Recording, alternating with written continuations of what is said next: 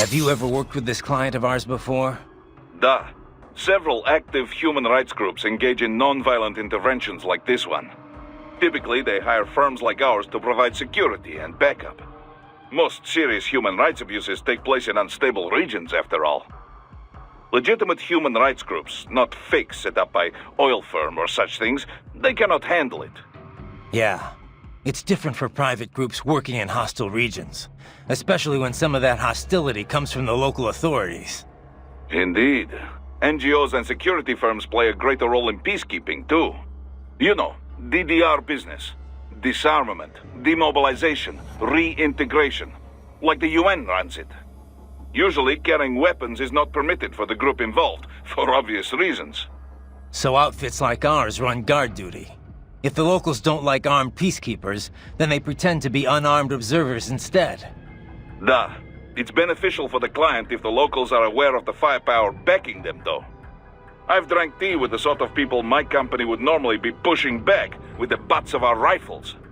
It's very different from usual. More direct sort of security work, especially at beginning. But I got used to it. Less danger of unexpected conflict, and the pay is pretty good. We've built a good reputation for this kind of work. This is why NGO hired us for this job.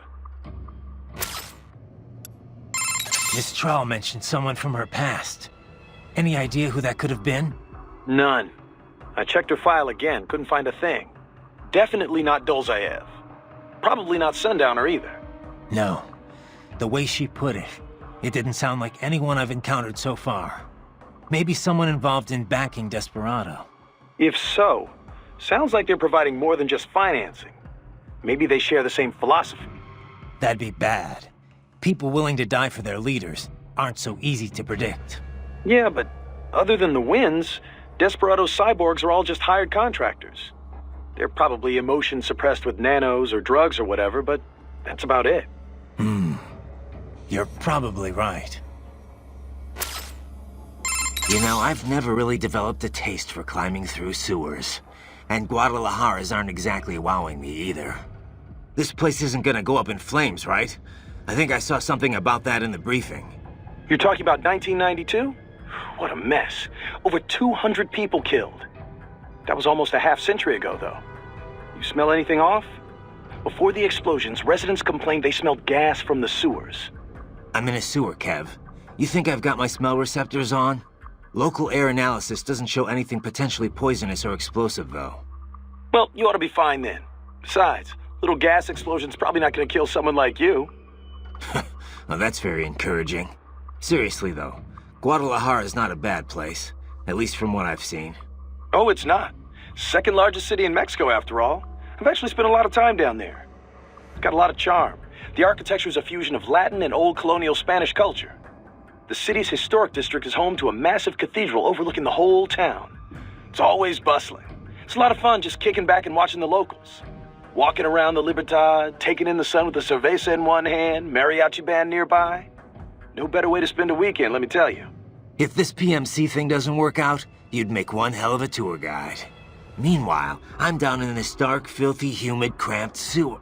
Also, if you ask me, the girls over there are the hottest in all of Mexico. You wouldn't believe some of the chicas I've chatted up. On the street, in the shopping malls, at the bars. Sounds like better company than a robo-wolf and a bunch of plague-ridden mice. Well, hang in there. I'll buy you a shot of tequila after we wrap this up. The city of Tequila's not far, actually. That's where it originated. I'll take you up on that. Now let's get this over with. Hey, Kev, let me ask you something. What's up? We've been over pretty much all the... No. Those girls in Guadalajara, you never told me what happened. Jeez, man, we're in the middle of a mission here. So they used you for free drinks and then took off, I take it, huh? Well, they weren't really my type. I'm more of an intellectual, you know? I don't go for just any random girl at a bar. Looks are one thing, but I need someone I can talk to. Someone fun but clever with a good sense of humor. Yeah, that's what I thought. Look, Kev, you're in your 30s now. It's time to stop holding out for Lil Miss Perfect. You just need to find someone nice. You know, settle down, start a family. Okay, Mom. Okay. Laugh all you want, Kev, but having kids will change your life. I can't see him all the time with work and all, but whenever I'm back home, he's always so excited to see me. When I see that, I feel like, I want to do whatever I can to keep him happy. Sure, I hear you. But look, man, I was just having some fun in Mexico. Wasn't seriously searching for a wife or anything. I know, but separate from that, I just think you've gotten too damn picky. I can understand trying to find the ideal woman when you're young, but you know what? It's those little imperfections, those idiosyncrasies that keep things interesting in the long run. You come to appreciate that kind of stuff in a lifetime relationship. Idiosyncrasies, huh? Like if she snores or she talks loud during movies? Well, not if she talks during movies. A man's gotta have some standards. Sounds like in money. Can't believe Dolzaev blew himself up. Pretty common terror tactic. You don't usually see the leaders doing it, though. It's one thing to get your flock pumped up on the glory of dying for the cause, but it's not often they actually go through with it themselves. You gotta have a public face, after all. The guy who gets to claim responsibility on the evening news. In a weird way, Dolzaev showed some serious dedication.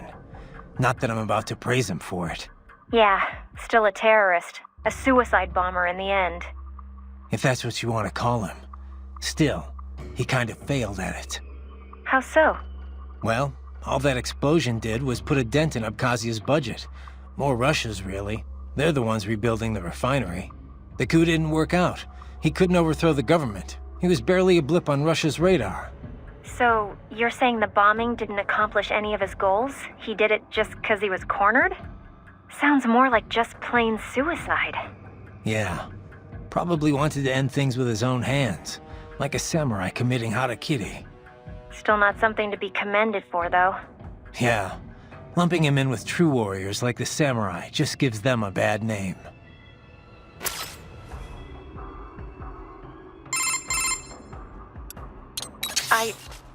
I hope she didn't get to you. Wanting to protect the weak that's worth striving for. Don't worry. I've heard more than a few supervillain spiels in my time. Maybe we had some things in common in our past, but not anymore. I bring my beliefs into every battle I fight. You want to call me foolish? Well, that's not going to change me. I'm glad to hear that, Raiden. Yeah, thanks. Riding out.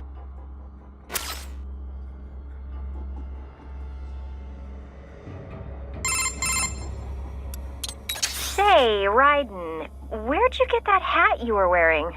The sombrero? Well, picked it up at a souvenir store here. I guess I just kinda like the design.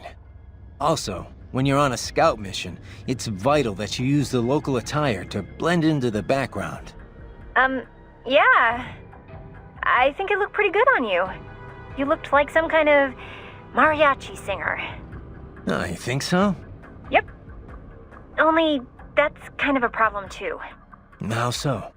Well, I mean, that sombrero really is meant to be part of a mariachi costume. Mexicans don't wear hats like that normally. Come on. The guy at the shop told me I'd look just like a local. Yeah, a local tourist maybe. Look, you might see a lot of Mexican men wearing sombreros during their daily routines, but, nothing like that. They'd go for something a lot more simple and compact. Something not all that different from cowboy hats in the Old West. Are you sure?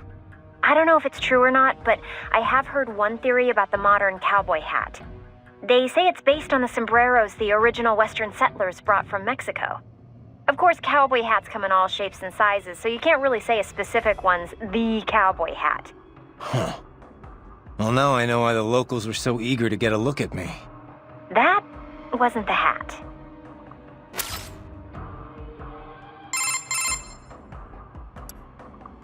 By the way, Raiden, have you ever eaten nopalitos? They're typically called nopales. Huh. Oh, like that street vendor was selling. Nope. No pales. Well, that's too bad. You really ought to try some while you're in the area. Yeah, but it's from a cactus, right? Doesn't it taste all thin and watery? Not at all. It's kind of like the flesh of aloe vera leaves, or the seaweed used in Japanese cooking. It's got this really soft but crunchy texture, and it's really versatile.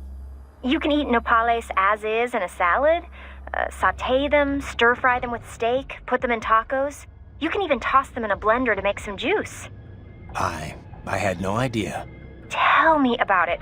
I got hooked after Boris took me to this one Mexican restaurant. After that, I just had to learn more about them. Ooh, for example, they're really low in calories. They also have lots of soluble and insoluble fiber, which not only promotes digestion, but is great for maintaining healthy cholesterol and blood pressure levels. It's even thought to help prevent intestinal cancer. It's packed with healthy stuff too, like vitamins B and C, potassium, and iron. Okay, I get it. It's good for you. So how does it taste? Huh? I just told you. Never mind. Probably can't capture any food down here anyway. Not that I'd need to. My muscles run on fuel cells, and I've got enough blood sugar to keep my brain running for another week. Well, you can still eat though, right? Yep. So, how about we all go out for Mexican once you're done? Food's a lot more than just an energy supply, you know? It's meant to be enjoyed. With that, I agree. Do you and Kevin work a lot together, Raiden? Well, Maverick's not that big. Unless you're a short-term contractor, you tend to work with the same guys. Last job we were on together, I was hired by the Carabinieri to track down 3 Albanian mafiosos. They'd fled Italy for Montenegro, and I had to bring them back. It wasn't easy. All 3 of them had cybernetic upgrades. Without Kev, I could have been in serious trouble. He was with an NGO before Maverick, I think, handling disarmament work for the UN. Yeah. He and Boris met while working together to resolve a conflict in Africa. They hit it off. So when Boris gave him a job opportunity, he took it. I kind of wonder why.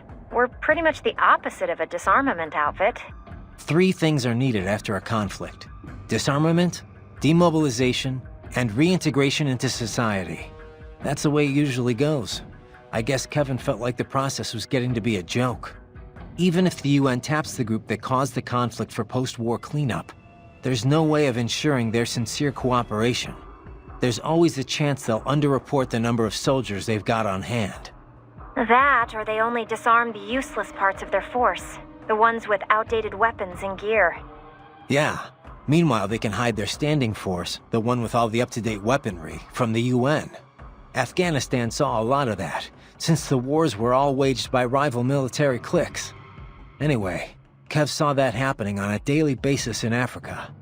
Guess he just wanted a job where he had a firmer grasp on what was going on. And then along comes Boris. Kev had to think it over for a while, sure. But, well, here we all are. PMCs are going to need more people like him. And me too, I guess. You know, civilian viewpoints. Couldn't agree more. Raiden, can I ask you something? Sure. What is it? Just wondering, why'd you join Maverick in the first place? Well, Boris and I go way back. Our first time working together was rescuing Sunny. That's Colonel Gerlukovich's granddaughter. He and Boris were good friends back in the USSR. Right. The Patriots were holding her? Yeah. I was mainly working with the PLA, but Boris was a huge help. His Russian military connections paid off big time. All his covert op experience, too. He wasn't working pro bono, of course, but he went above and beyond the call. The Patriots were a threat to everyone, not just America. He got that. And when Paradise Lost disbanded, he formed a new outfit and got them all work. Most of them, anyway, including me.